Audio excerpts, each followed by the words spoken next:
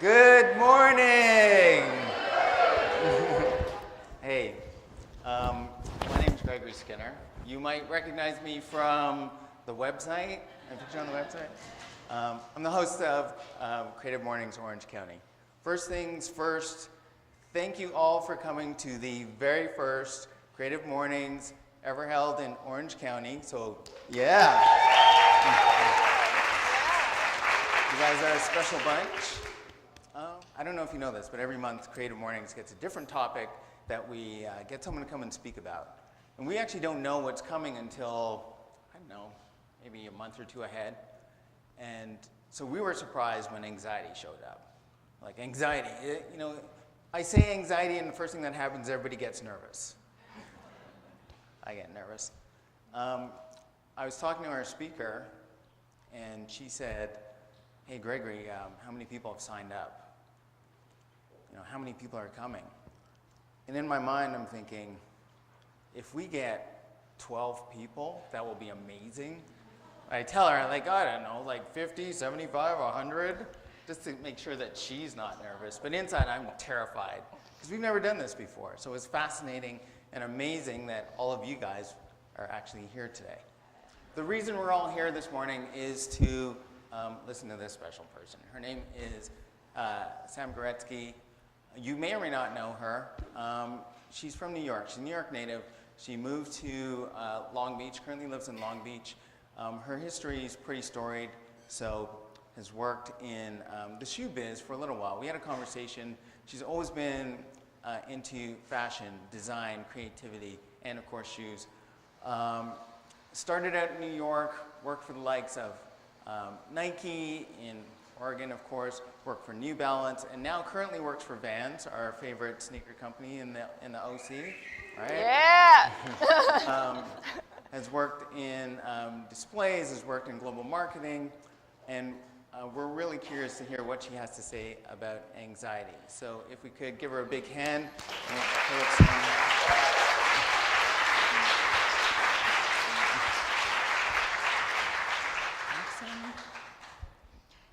Hi guys, can everyone hear me?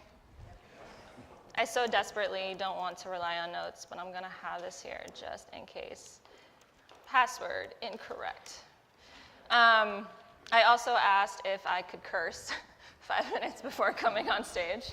I got the thumbs up because I'm fucking nervous and I curse when I'm nervous. So if there's a couple of F-bombs, I'm sorry. If children are watching at some point, I'm sorry.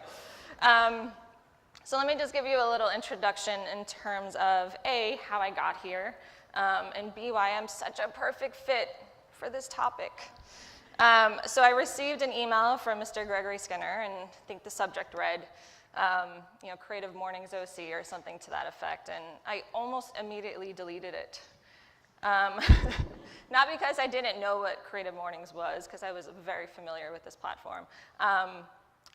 But I was like, there's no way that there's this email that's specifically directed to me.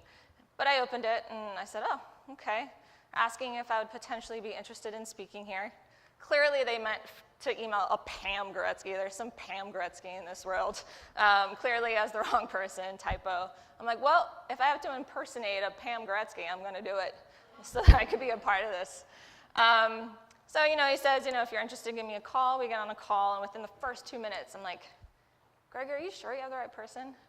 Because as a person that suffers from anxiety, you just question everything, you doubt everything, you analyze everything, you second guess that, perhaps, anything that is happening in your world is just really not meant to be.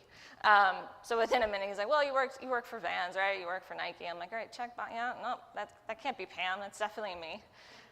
We keep talking, and he's like, is this something you'd be interested in doing? And I was like, all right, do you know my friends?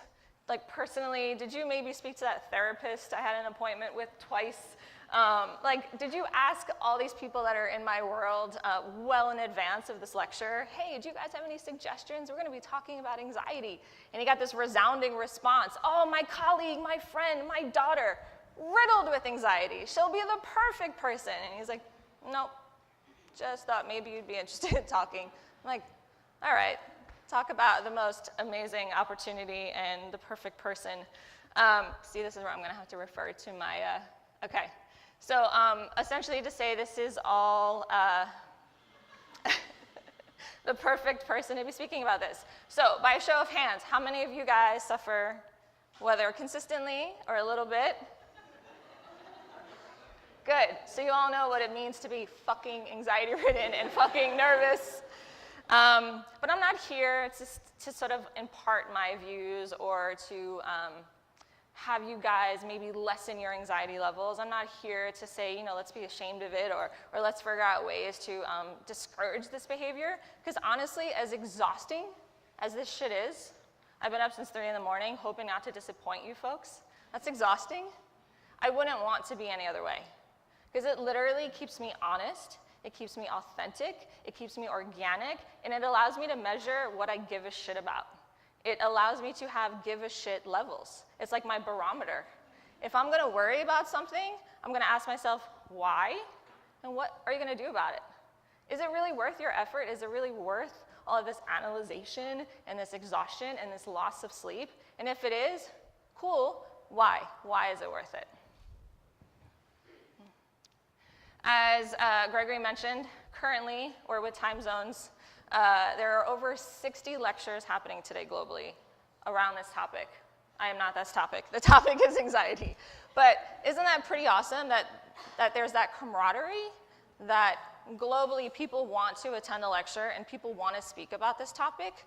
I just thought that was something that I had to bring up because it's quite awesome. All right, so here is where I say, how do I make this personal, right? How do I talk about my sort of reasons for dealing with anxiety? And you'll hear me say again, the why, and what are you gonna do about it? So I don't mean to make this an Oprah episode or play the violin, but I grew up single family home, born on Staten Island. I have some friends here from Staten Island, warms my heart. Single family home, dad was never around. My mom definitely struggled, worked a lot of jobs. And due to circumstance, oftentimes either she wouldn't be around or there was even a point in my life where I had to live with friends. I remember coming home one day, I was like 10 or 11 years old, and I literally walked home to an eviction notice. And an 11-year-old shouldn't really quite understand what that is. Like maybe the next day you might not have a place to live. And that's very circumstantial, but then I realized that that's probably where these feelings of anxiety and understanding them started to stem from. But my mother was always really good about taking advantage of a city like New York, because literally the next day we woke up, we took our asses on the Staten Island ferry, and we went to Central Park, and I saw puppeteers and 2 hours of puppets. And then the following day, we went back to the city, and we went to a museum, because New York affords people with maybe not the most financially luxurious sort of life, an opportunity to still be culturally informed and culturally inspired. And I always thought that my mother's sort of approach to that was quite interesting. Maybe she was avoiding some things and avoiding some, for lack of a better word, but she ultimately taught me that you need to really ask the why and what are you gonna do about it. So in her mind, she's saying, okay, granted, shit's not cool right now, but if I sit in this pool of misery, what is that really gonna accomplish? And I'll take care of that, but right now I'm gonna give my kids this experience in New York and let that really surface and amount to something. But being so young and not quite understanding, circumstantial versus anxiety, I don't think I knew quite how to handle it. When I was in high school, and while she was in between jobs, I was living with friends, and I remember just feeling sort of isolated, because growing up on Staten Island, there's all my friends, their parents had lucrative jobs, they all had summer homes, and I was sort of benefiting off of their lifestyle. I was the one going to a beach house in Long Island, and I was going upstate to the Catskills during the winter, and it was a very weird sort of dynamic, because I wasn't quite able to say or process that I was having these really awful emotions and feeling really quite bad about myself, but because I'm living in someone else's home and essentially being immersed into their lifestyle, I didn't know how to quite be myself. And I started asking the question, well, why am I feeling this way, and what am I gonna do about it? And I didn't know quite how, because I wasn't within my own comfort zone. I couldn't say, hey, Mom, I'm gonna go to the park and play basketball of my own volition, or hey, I'm going to go to the library and pick up this book, because essentially I was at the helm of this other family. But suffice to say, my senior year of high school, my mother was able to have us living together again. So when I was 17, for my last year of high school, I was finally back with her, and started to realize that these emotions that I'd been suppressing, I started to take notice and say, okay, how can I essentially process these and almost compartmentalize my life? And again, start figuring out the why and what am I going to do about it. So as soon as I turned 18, I got the hell out of Staten Island, by the way. That's the first thing you do to figure out the why and what am I going to do about it. You figure out that you want to be immersed in culture. But throughout, sort of the struggles and the hard times, everything that kept me sane was culture. And I knew I had this love for music, and I knew I had this love for street culture and art and fashion. And that was almost the world in which I felt normal, and I was able to escape. Being from New York, I idolized Woody Allen. I thought New York Neuroses was cool, right? He would make a 2-hour movie of understanding human relations and human dynamics and why we do the things we do. And I realized that, these feelings of anxiety, I always sort of find myself drawn to people who do question things, who do sort of would love to sit in a coffee shop for 3 hours and say, like, what the hell am I doing with my life? And is this stuff making sense? Because to me, I'm like, they're super real, and they're supremely comfortable with being vulnerable.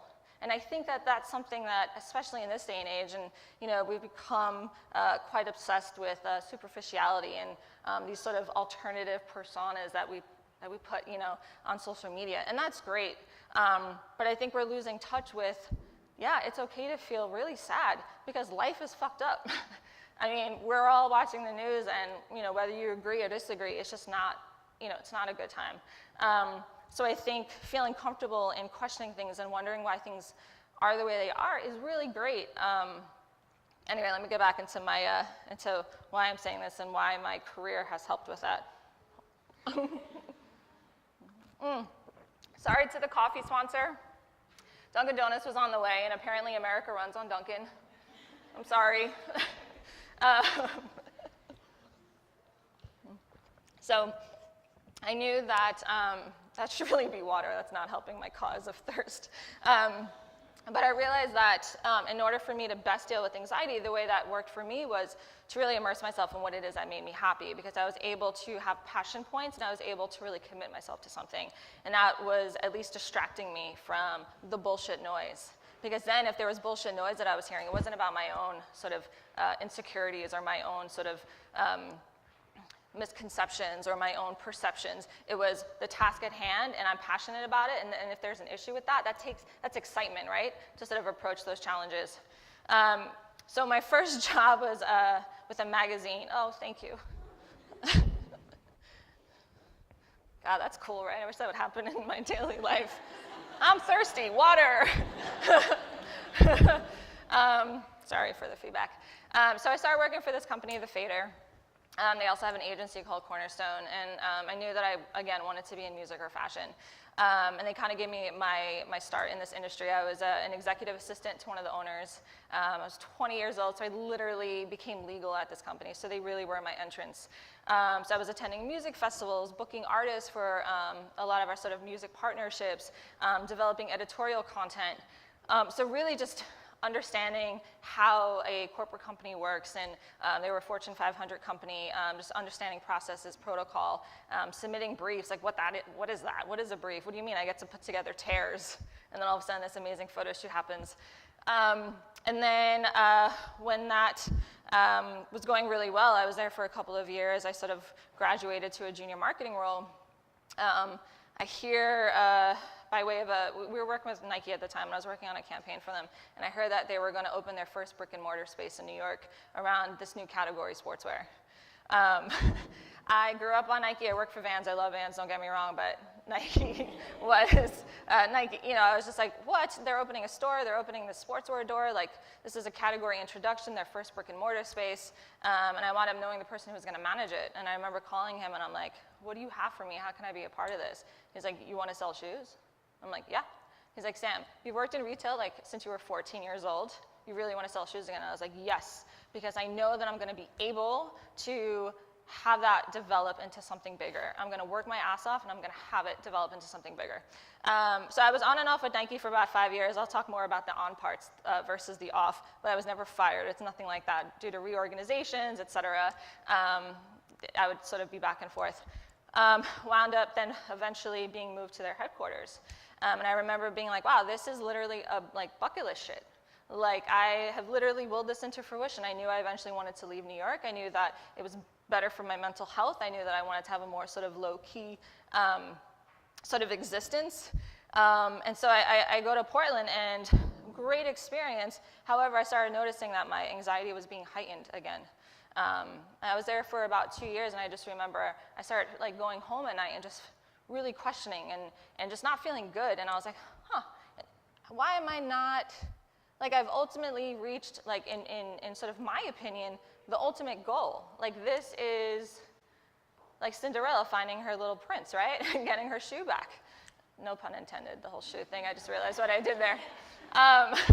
And then I started to say, like, okay, Sam, like, this hasn't been this sort of prevalent in your life in a while. Start to ask yourself the why and what are you going to do about it. And this is why I sort of want to go back to why having anxiety, although exhausting, centers yourself and reminds you that maybe the things that you have envisioned for yourself on paper, although it might look good written down, maybe isn't exactly what makes you happy. But I realized that just in questioning sort of why I was doing what I was doing on a daily basis, it just wasn't bringing me joy. And that's not because of the company, nothing like that. It's just like in that current role, in that current time, I wasn't going home feeling gratification for what I was doing. I wasn't feeling a purpose. And when you have anxiety, you realize that when you start to lose that purpose in life, you start to question everything else. So it's like, as long as one half of you is feeling really strong and really good and motivated and passionate, this other half, you could almost manage that, right? You could almost say, okay, anxiety, like, you're cool, because all these different passion points are keeping you really strong and really motivated. But then when that starts to dissipate, you realize that everything starts dropping, right? So now I decided to leave. And I say, okay, what is going to make me happy? I knew I still wanted to work in footwear, but I just needed to be able to, I guess, have more creative liberties. And someone had called and said, hey, we would really love to have you work at New Balance. And I said, oh, shit. So I move. Is anyone here from Boston? You are? I'm sorry. I moved to Boston. It's hard. I'm sorry, that city really, like, it tore my soul. I was in New York every weekend because I felt like I needed to be able to have that, the ability to go to shows that I wanted to see. And I don't know, just it was more centered. But anyway, New Balance was a role where I was able to feel like I was making a direct contribution to the brand. They're a company that, although large, they operate small in a way that, you know, everyone's wearing multiple hats, and you can essentially do with it as you know, as you feel. And as long as you earn their trust, you're pretty much in a really good position. But now I'm here, and essentially I've been applying to Vans for 7 years. I'm not even kidding. When HR asked, oh, why Vans? I was like, check my history. There's a couple applications in there. But yeah, I don't mean to talk, you know, necessarily about like my career experience, but I know like there's many of you are creatives in this room, and it's just really important to be able to understand work and what it brings you versus the perception others might have of it. Oftentimes I hear people go, oh, you work at Vans, like, you have the coolest job, and I do, I admit. But a lot of that requires self-reflection. A lot of that requires doing your due diligence in bringing to the table your best work, and not only for the company you're working for, but for yourself. And that's why I so appreciate anxiety, because I lose many nights of sleep because I always have to ensure that the next day, whatever I'm working on is truth, and that you as consumers are going to be exposed to truth, and that you are purchasing something that everyone that has helped bring that to the market understands that truth and wants you in turn to feel that.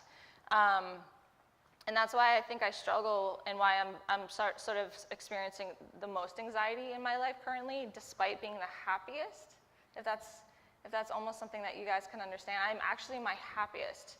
My life is so even keel, and I just feel satisfied in all regards, with friends and work and life, creatively, personally. But I have the most anxiety because I feel that we're losing that realness, that organic authenticity.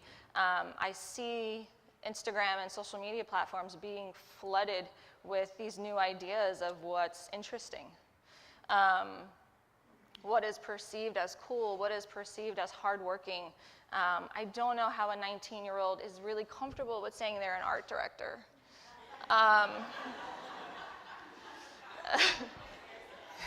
It takes a lot of work, and that's an insult to actual art directors. So yeah, I just really,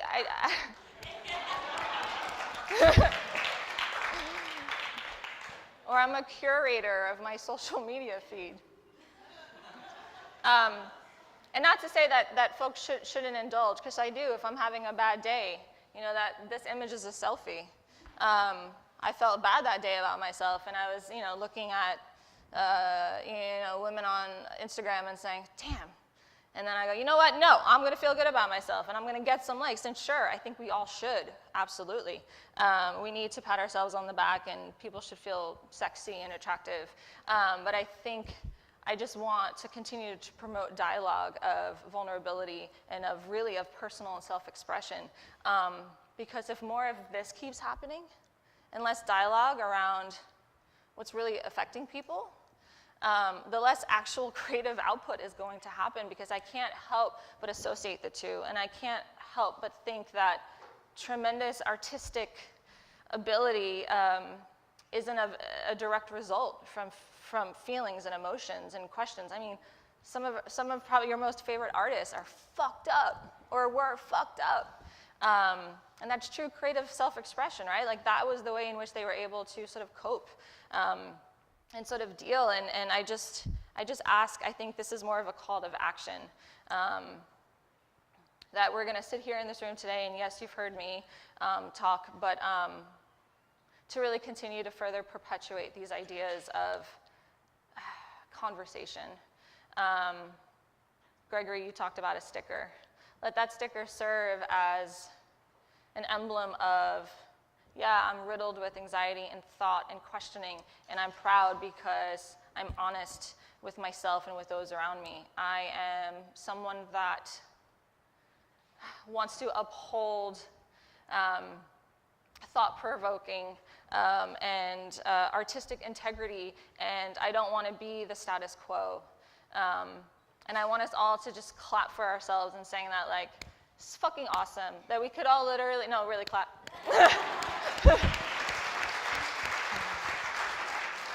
That you all wanted to be here and participate in something that is, maybe not the most, the easiest thing to talk about or want to listen to. So I'm gonna stop there, because I feel like maybe questions might be more. I hate talking about myself. But I think questions might be really awesome at this point. I want to hear from you guys and see how we're all sort of affected, in anything that I could help shape in terms of more dialogue and communication.